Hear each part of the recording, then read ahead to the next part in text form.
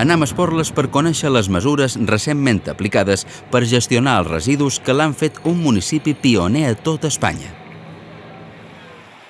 En aquest poble, d'uns 4.500 habitants, situat al peu de la Serra de Tramuntana, ja fa gairebé 3 anys que es va posar en marxa la recollida selectiva porta a porta. Diferents dies de la setmana, els veïns poden treure a la porta de casa seva les diverses fraccions de residus. Els dimarts, dijous i diumenges, per exemple, es treu la matèria orgànica en unes bosses específiques biodegradables.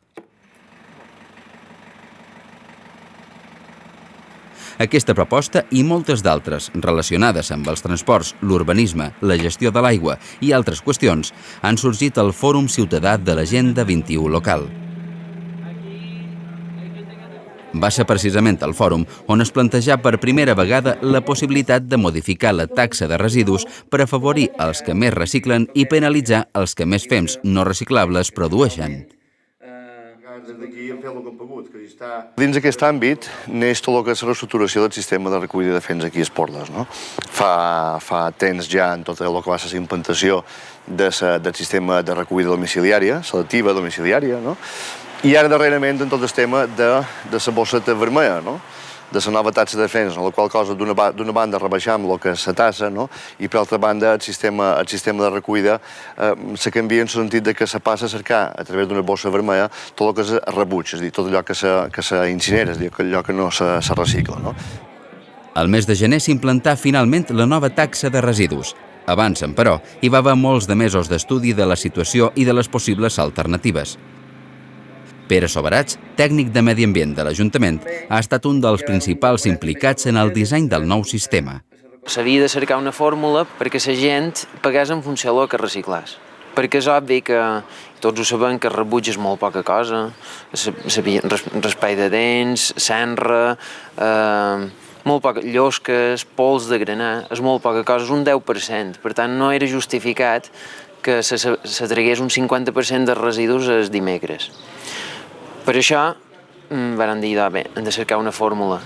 I el que ens va agradar més és un sistema que s'està fent en el nord d'Itàlia i era això, una bossa per a rebuig. I la bossa va sortir que havia de ser d'entre uns 7 i uns 10 litres i que van sortir uns números i van quadrar perquè realment poder dividir la taxa, que és el que s'està pagant ara, que són 140 euros, poder-ho dividir en una part fixa i una variable.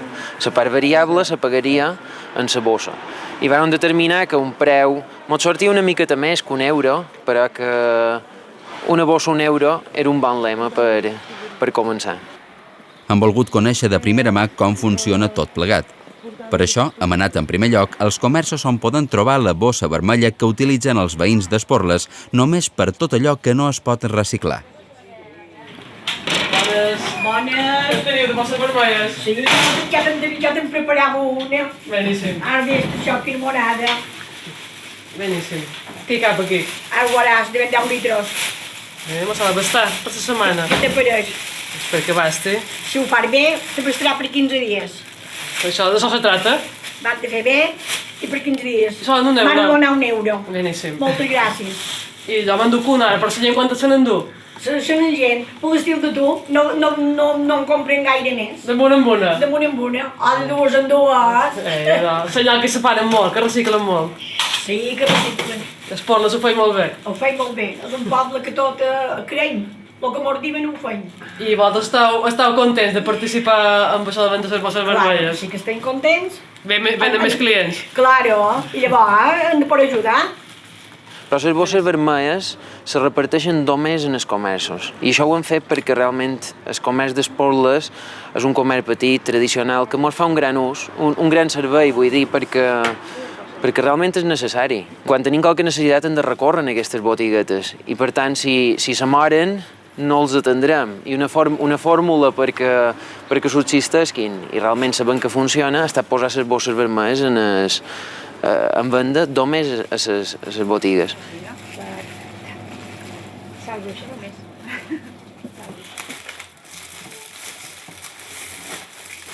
També hem anat al poble un dimecres vespre quan els veïns treuen la bossa vermella.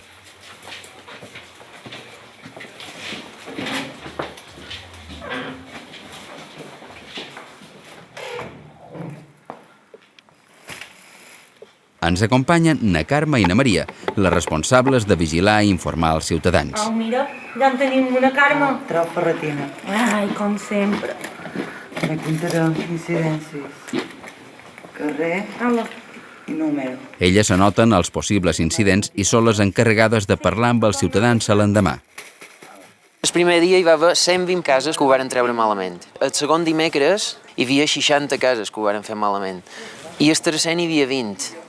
I el quart hi havia 14 cases que ho varen fer malament. Vol dir que ens hem estabilitzat. Però aquestes xifres els de ser perquè tenim dues personetes, na Carme i na Maria, que fan una feinada i que puntualment cada dimecres, inclús els altres dies, anem passant a veure la gent el que treu, anem passant puntualment per les cases. El sistema es complementa també amb altres actuacions, com el canvi del tipus de papereres o el punt verd. El punt verd simplement és una recollida com la porta a porta, però sense limitació d'horari. Se limita per, evidentment, els horaris que hi tenim una persona. Però tu pots dur allà sempre que ho duguis en la bossa que toca, per tant, no val dur rebuig en el part verd sense bossa vermella, i vas en el part verd i deixes el que vulguis a l'hora que vulguis. I a més és complementari perquè allà hi pot dur residus perillosos, hi pot dur electrodomèstics, hi pot dur voluminosos, hi pot dur pneumàtics, etc. És una recollida més completa i sense limitació d'horari. Els recursos humans són molt importants. La policia local, brigades i el personal de recollida de residus fan també una feina imprescindible. El funcionament del sistema té algunes dificultats. Una n'és la població dispersa a les urbanitzacions. Jo crec que hem sabut dur i per això realment no ens donen massa problemes. De fet, especialment per les Rogetes, que era un lloc allà on hi havia sempre residus per tot i que ho duem molt malament, en l'inici porta a porta, realment, els hem de donar l'enhorabona perquè ho han fet molt bé. Un altre conflicte sorgeix de les persones que no estan disposades a col·laborar. El que fa la gent duent la bossa palma és anar contra el sistema i que el sistema pugui caure. I si cau, el que haurem de fer l'any que ve és pujar la taxa. Per tant, no té cap sentit ni un. En Pere es mostra convençut dels beneficis del sistema i que amb el temps tothom s'implicarà. Entenem que és un sistema just per moltíssima de gent, però perquè hi ha predinetes que viuen totes soles a casa seva i que generen una bossa cada 2 mesos de rebuig. I això són 6 euros en l'any, més els 90, la part fitxa són 96 i no tenen és perquè van de pagar 150. I en canvi d'altres que ho fan malament, que els dimecres treuen 7 o 8 bosses de rebuig, és just que paguin més. Els primers resultats ja es comencen a veure. La quantitat de rebuig que es produeix a Esporles s'ha reduït considerablement. L'any passat van fer 850 tonelades de rebuig i que enguany l'estimació és que en facem unes 350. És una reducció d'un 70%. En el primer mes i mig de recollida ens estem moguent per això i estem molt contents perquè no s'ha traduït tot en un augment de les fraccions reciclades. Podríem dir que el sistema no funcionaria si tot se n'anés cap a altres municipis o això, però hem augmentat l'orgànica, hem augmentat els envasos i creiem que està funcionant per mort d'aquest augment de les fraccions reciclades. El Batlle també es mostra optimista i molt satisfet dels primers resultats. Cada vegada som més gent en el món, cada vegada generem més residus i, per tant, hem de ser responsables tots, no?